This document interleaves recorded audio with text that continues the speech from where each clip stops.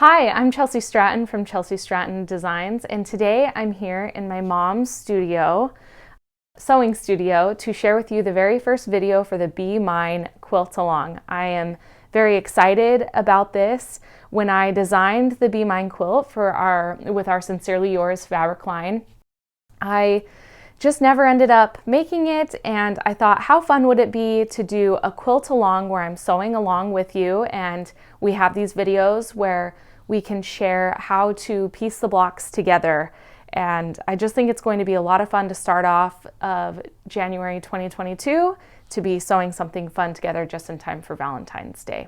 So today's video is the very first video of the Be Mine Quilt Along. We will be posting videos every Wednesday for the next 5 weeks. So the very last video with finishing instructions will be on February 9th. And you will need the pattern because you'll need it to follow along. We won't be giving sizes away for this, so you'll need to find the pattern in the description on this video. It'll lead you to my shop where you can find the Be Mine pattern in paper and PDF, so that will be available for you.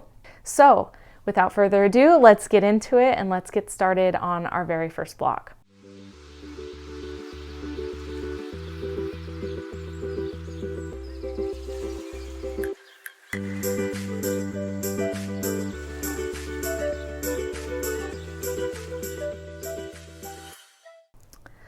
Okay, so the very first week's block is the patchwork block. And something that I want to mention is that this quilt is a skills builder quilt. So it's beginner friendly, and each week the blocks are going to implement different sewing techniques. And each one is just a little bit more difficult, but they're all still in that beginner friendly stage, which is really nice. So I am actually making the blocks out of order by easiest to hardest blocks, which is going to be a lot of fun. So the first week is the patchwork block, and you are going to need your small, we will be on page 5 in the pattern, just in case, want to let everyone know.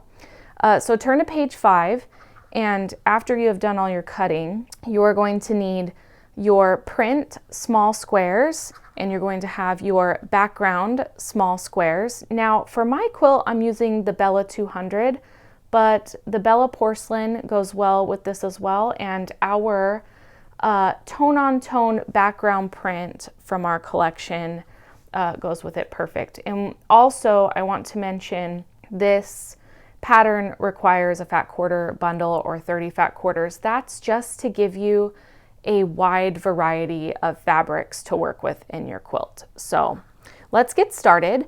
You are going to be alternating print and background squares, and you are going to be making an 8 by 8 grid with your squares just alternating.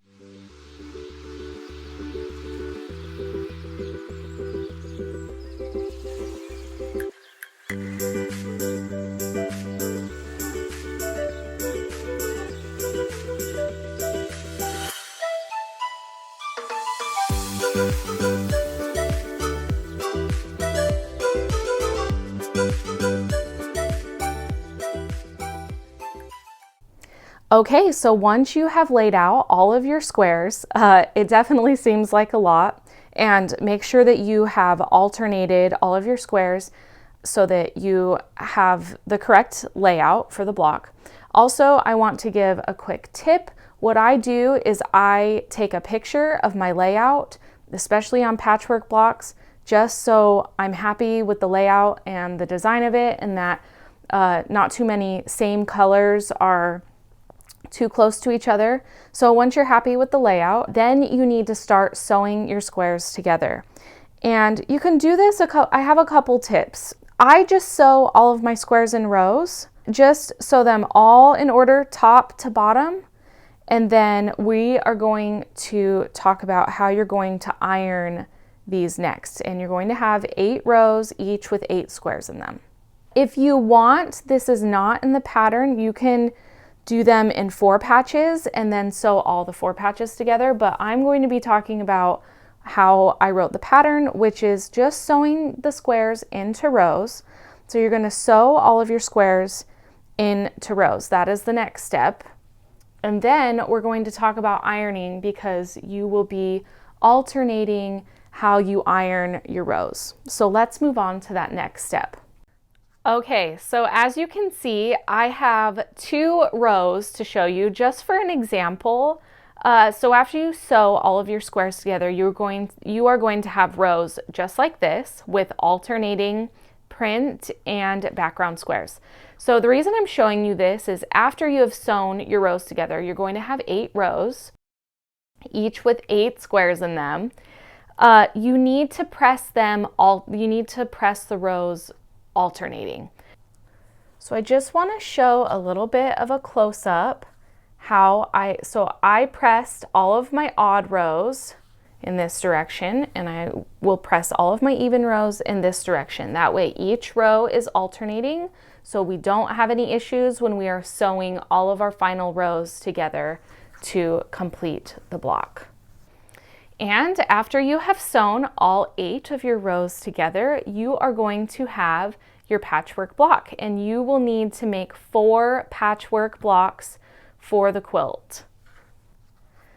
And I just want to show from the example I gave with the 2 rows, this is how the back of your block should look. And this is just showing how each of the rows are alternating when I pressed. I get a lot of questions about pressing.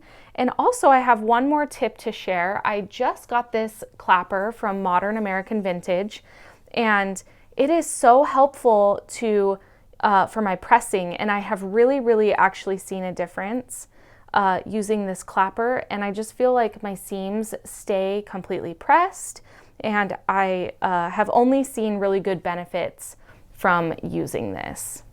And just one more thing, since I have a lot of questions about the pressing, and you'll be able to see this in the diagram in your Be Mine pattern, but after you sew all of your rows together, you're just going to be pressing all of these rows up towards the top row.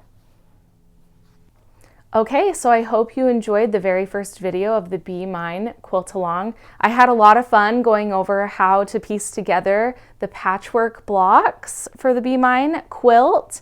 And next week on January 19th, Wednesday, we'll be dropping our second video where we will be going over how to make the half square triangle blocks. Please join me then for the second video. If you still need to find the Be Mine pattern, it's in the description. And thanks so much for stopping by.